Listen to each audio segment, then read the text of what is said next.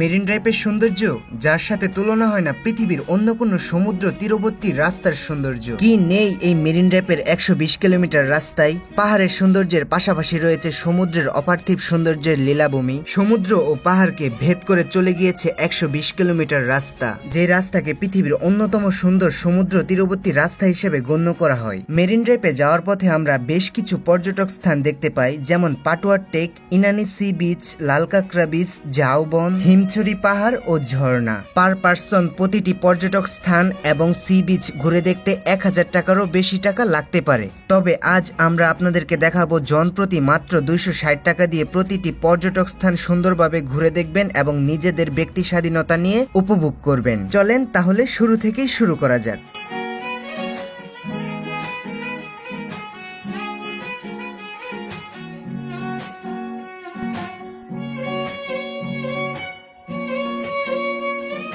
আসসালামু আলাইকুম। কক্সবাজারের দ্বিতীয় দিন সকাল থেকে সকলকে স্বাগতম ও শুভ সকাল। গতকালকে ছিল আমার কক্সবাজার ব্লগের প্রথম দিন।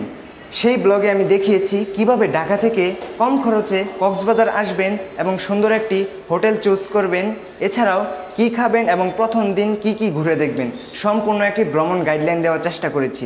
এবং আজকে আমি মেরিন ড্রাইভ সম্পূর্ণ ঘুরে দেখাবো এবং আমি এটাও দেখাবো কিভাবে কম খরচে সম্পূর্ণ মেরিন ড্রাইভ প্রতিটি স্পট ঘুরে দেখবেন এবং একা আসলে কিভাবে ঘুরবেন, এবং যদি সম্মিলিত গ্রুপ হিসেবে আসেন তাহলে সিএনজি অথবা চাঁদের গাড়ি কিভাবে রিজার্ভ করবেন। অলরেডি সকাল 10:30 বেজে গেছে, আমাদের চেক আউট টাইম হয়ে গেছে এবং চেক আউট করে আমরা মেরিন ড্রাইভের রাস্তায় যাব এবং সিএনজি ভাড়া করে ওখান থেকে আমরা ঘুরে দেখব।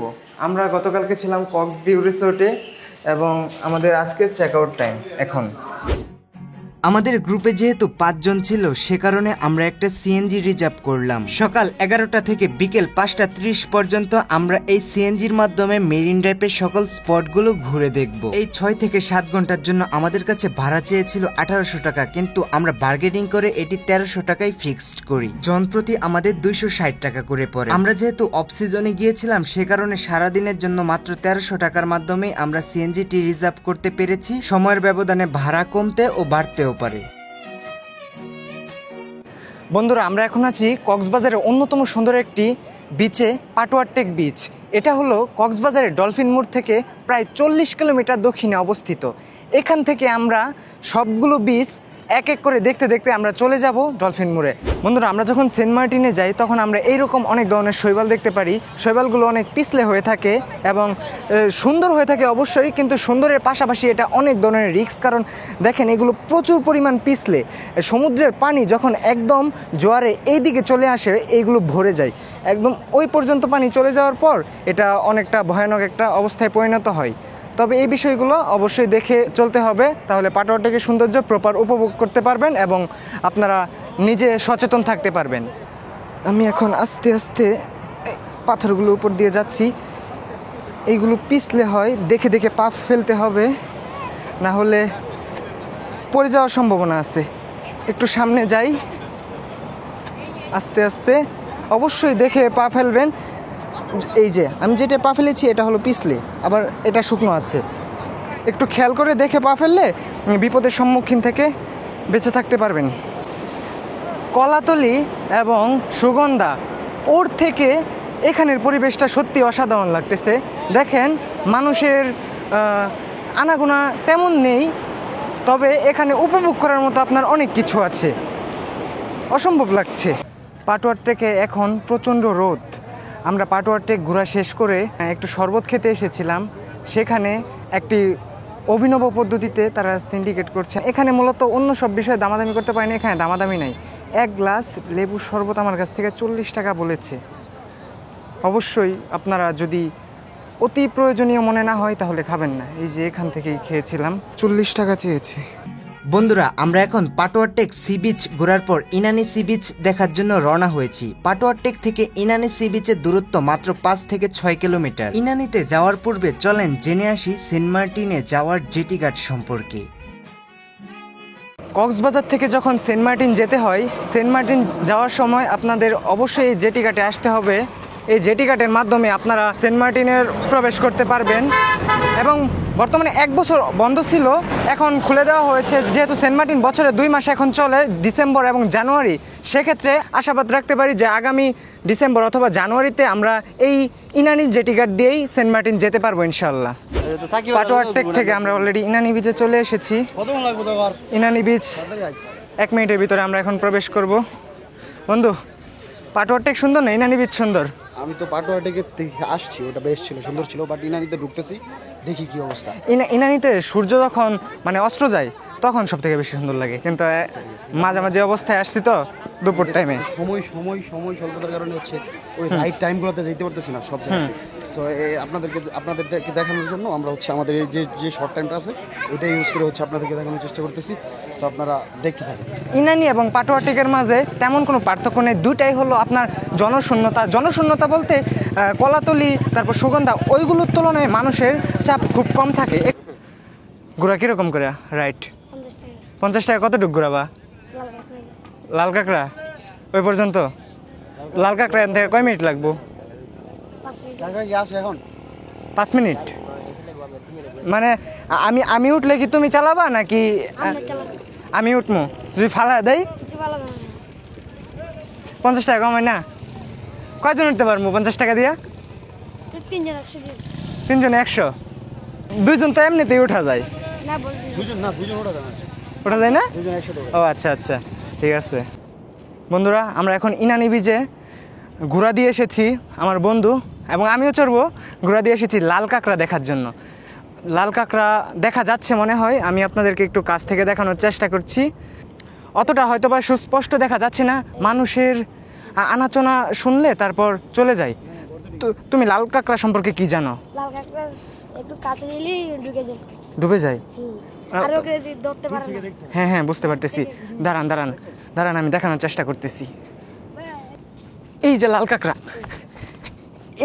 এই যে এই গর্তের ভিতরে লাল কাঁকড়াটা ঢুকেছে। আমি আসছি আর ভিতরে গেছে। এটাই তো মূলত লাল কাঁকড়ার এরিয়া না ইনানির?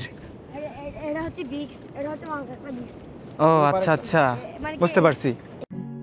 বন্ধুরা, লাল কাঁকড়ার জন্য কক্সবাজার আলাদা একটি বিচ রয়েছে, ঝাউ বাগানের সাথে সেই লাল কাঁকড়ার বিচটি অবস্থিত। তবে ইনানি সি বিচেও লাল কাঁকড়া দেখা পাওয়া যায়, সেটা আমরা নিজ চোখ দিয়ে দেখলাম। তবে লাল কাঁকড়া খুব ভোর এবং সূর্য অস্ত যাওয়ার পূর্বে ধরা প্রায় অসম্ভব।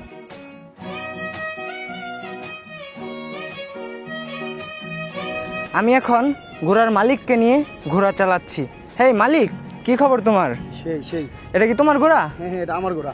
আপনার মতো এত বড় ব্লগারকে আমি আমার ঘোড়ার পিঠে চড়াতে পেরেছি, এই জন্য আমি নিজেকে খুব ধন্য মনে করছো? ধন্য মনে করছি। ধন্যবাদ আমাকে আপনার ঘোড়াতে ওঠার সুযোগ করে দেওয়ার জন্য অসংখ্য ধন্যবাদ।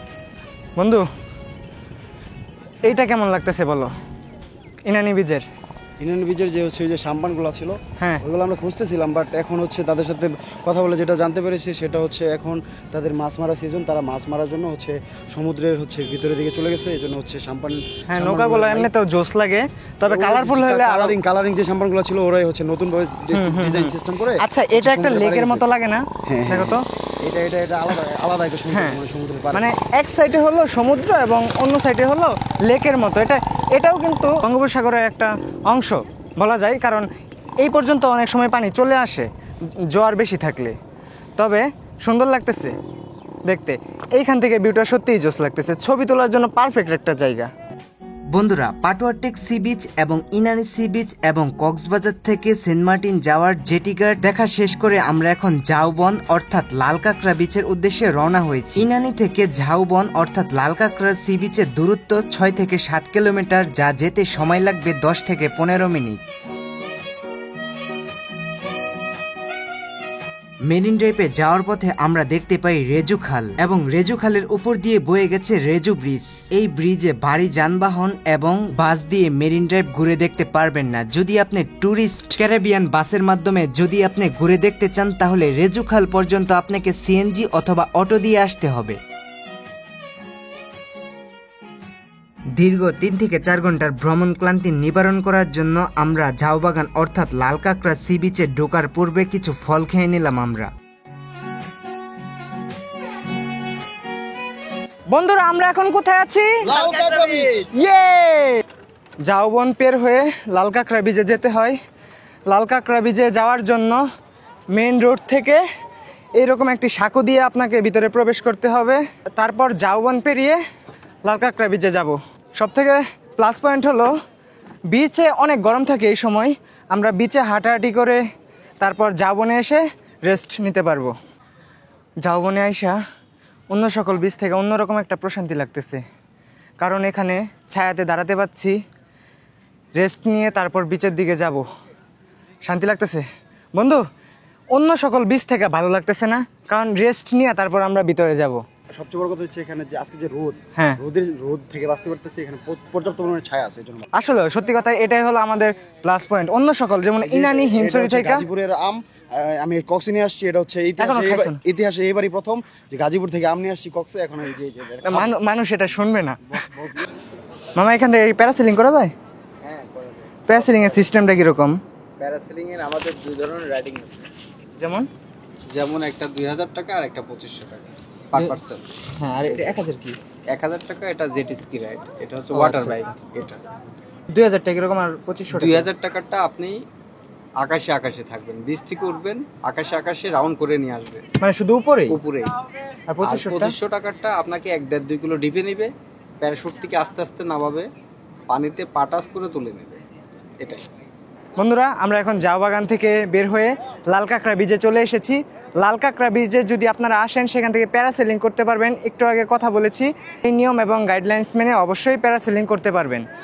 উপরে দেখছেন প্যারাসেলিং করছে, এখান থেকে চাইলে 2000 এবং 2500 টাকার বিনিময়ে আপনারা প্যারাসেলিংও করতে পারবেন। তোমরা এখানে কি বানাচ্ছ? আমরা বানাচ্ছি। তোমারটা হচ্ছে না, এটা হচ্ছে না, তাই না? টাওয়ার? আচ্ছা বন্ধু, চিন্তা করে দেখো, আঙ্গুর জীবনটা কি কোনোভাবে এরকম হয়েছে যে এত সুন্দর একটা ওয়েদারের সামনে বসে তারা খেলতেছে এই বয়সে, আর আমরা কি করছি? আমরা আসলে ঢাকা থেকে কোনো কিছু এনজয় করতে পারি নাই, তবে ওদের জীবনটা অনেক সুন্দর। তার জন্ম এখানে, সে নিজে বলছে তার জন্ম এখানে। তুমি কি এখানের? তার জন্ম এখানে, তার মানে বুঝতে পারছো? কাঁকড়া ধরছো?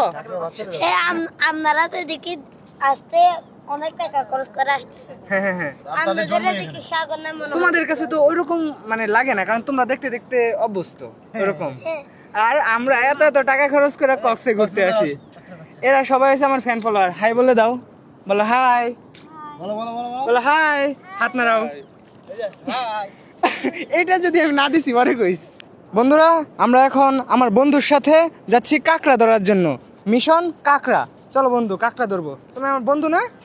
তুমি আমার বন্ধু না? হ্যাঁ বন্ধু। হ্যাঁ, বয়স কোনো ম্যাটার না, বন্ধু আমরা বন্ধু। চলো কাঁকড়া ধরবো। তুমি তো জানো কোথায় কাঁকড়া পাওয়া যায় না? আপনাকে জুম, এটা তো জুম হয় না? হ্যাঁ, জুম হবে। জুম হলে ওইখানে জালের এখানে পড়ে দেখবেন ওই গর্তগুলো আমি দেখি। তুমি কি মানে ধরে? এই তো ওগুলো লাল কাঁকড়া। হ্যাঁ, এটা আমি দেখছি একটু আগে। তবে চলো যাওয়া যাক, দেখি কাঁকড়া কি ধরতে পারবা তুমি? না, ধরতে গেলে তো সকাল সকাল আসতে হয় আর মাগরিবের পর আসতে ও হয়। বন্ধুরা, ওরা বলছে যে ধরতে গেলে আপনাকে হয়তোবা সকালে আসতে হবে, নয়তো সূর্য ডোবার পরে মাগরিবের দিকে ওই সময় আসতে হবে, না হলে ওরা আর যদি চলে যাবে। আপনারা লাল কাঁকড়া ধরতে চান অনেক দূর চলে যেতে হবে। অনেক দূর? হ্যাঁ, কোথায়? আসেন, আমি দেখাই দিই। ওই কোথায়? আসো। মোটামুটি 30 থেকে 40 মিনিট আগে আমরা লাল কাঁকড়া বীজে এসেছি। এখানে আসার পর আমি ভিডিও করতেছিলাম এবং লাল কাঁকড়া দেখতেছিলাম, তবে অনেক চেষ্টা করছি লাল কাঁকড়া ধরার জন্য, কিন্তু আমি ধরতে পারিনি, আমি ব্যর্থ হয়েছি। কিন্তু পরবর্তীতে আমার এক বন্ধু সে ধরে আনছে, মানে কক্সবাজারেরই, সে লাল কাঁকড়া ধরে আনছে আমার জন্য। এটা জীবিত, কামড় দিবে না এটা? আমি ধরেছি, ও ধরেছিলাম। আচ্ছা, এটা কামড় দিলে সমস্যা হবে না? মানে একটু ব্যথা লাগবে। বুঝতে পারছি। আমি ধরতে পারবো? পারবেন। ওই কাটাতে দাও। কাটাতে। আচ্ছা বন্ধু, ধরো তো তুমি। আচ্ছা, ঠিক আছে। সত্যি অসাধারণ লাগতেছে, লাল কাঁকড়া এত সামনে থেকে দেখতে পারতেছি, ভালোই লাগতেছে। আমরা যে কাঁকড়াটা খাই ওইটা কি এটা? না, এটা হচ্ছে লাল কাঁকড়া। এটা ওই আমাদের খাওয়ার যে কাঁকড়া, ওই কাঁকড়া আর এই কাঁকড়া এক মানে জিনিস। এটা পাতলা, অনেক খাওয়ারটা অন্য জিনিস। ও আচ্ছা, অন্য কাঁকড়া। বুঝতে পারতেছি। যাই হোক, আমার প্রিয় বন্ধুকে অসংখ্য ধন্যবাদ। অনেকক্ষণ আগে থেকে আমি চেষ্টা করতেছিলাম লাল কাঁকড়ার একটা শ্যুট নেওয়ার জন্য, তবে আমি পারতেছিলাম না। কিন্তু আমি যেহেতু ভিডিও করতেছি সেই কারণে সে দেখে অনেক দূর থেকে লাল কাঁকড়া ধরে এনেছে। সেজন্য মানে লাল কাঁকড়া বিচে এসে যদি লাল কাঁকড়া ধরতে না পারি, দেখতে না পারি, সত্যি সার্থক হয় না। সত্যি অসাধারণ লাগতেছে। আচ্ছা, এটা কি এখানে রেখে দিই? না, রেখে দিই। বন্ধুরা প্রত্যেকটা এরিয়াতেই মূলত স্পিড বোটে চড়া যায় এবং আমরা ঝাউবন পেরিয়ে এখানে স্পিড বোটের মানে ভাড়া কিরকম তুমি কি এই সম্পর্কে জানো? কিরকম? এগুলা একটা 1000 টাকা ওই করতেছে যে দেখেন সাগরের গুলো একটা 1000 টাকা। আমরা প্যারাসেলিং এর ওই সময় দেখেছিলাম ওখানেই মানে তাদের ফর্মের মাঝে ইনক্লুডেড আছে 6000 টাকার মাধ্যমে আপনারা বড় যে স্পিডগুলো আছে 5 থেকে 6 জন 5 থেকে 6 জন উঠতে পারবেন এবং সেখানে আপনারা অনেকক্ষণ মোটামুটি কতক্ষণ চড়ায় ওটা 1 ঘন্টার মতো? হ্যাঁ 1 ঘন্টার মতো আপনারা চড়তে পারবেন 6000 টাকা মেবি। মানে ওইটা আমার কাছে ভালো লেগেছে। এইটা 1000 টাকা দিয়ে 10 মিনিট না চড়ে আপনারা 4 থেকে 5 জন মিলে যদি ওইরকম একটা স্পিড বোট ভাড়া করেন তাহলে চড়তে পারবেন আপনারা। বন্ধুরা অলরেডি আমরা লাল কাঁকড়া সি বিচ থেকে অনেক মজা করে বেরিয়ে আসলাম। অলরেডি আমাদের মেরিন ড্রাইভের সকল স্পট ঘোরা শেষ, শুধু বাকি রয়েছে হিমছড়ি ঝর্ণা ও পাহাড়। তবে এখনো যেহেতু বর্ষার সিজন পরিপূর্ণভাবে আসেনি সে কারণে ঝর্ণাতে তেমন পানি নেই, সে কারণে আমরা আর হিমছড়ি ঝর্ণাতে প্রবেশ করলাম না। আপনারা যদি বর্ষাকালে এসে থাকেন অবশ্যই হিমছড়ি ঝর্ণাতেই ঘুরে যাবেন। সময় স্বল্পতা ও পর্যাপ্ত পরিমাণ এনার্জি না থাকার কারণে আমরা হিমছড়ি পাহাড়টি ট্রেকিং করিনি। মেরিন ড্রাইভের সকল স্পটগুলো ঘোরার জন্য আপনারা সর্বপ্রথম হিমছড়ি পাহাড়কে বেছে নিতে পারেন, কারণ এখানে আপনাকে পর্যাপ্ত পরিমাণ এনার্জি নিয়ে উঠতে হবে।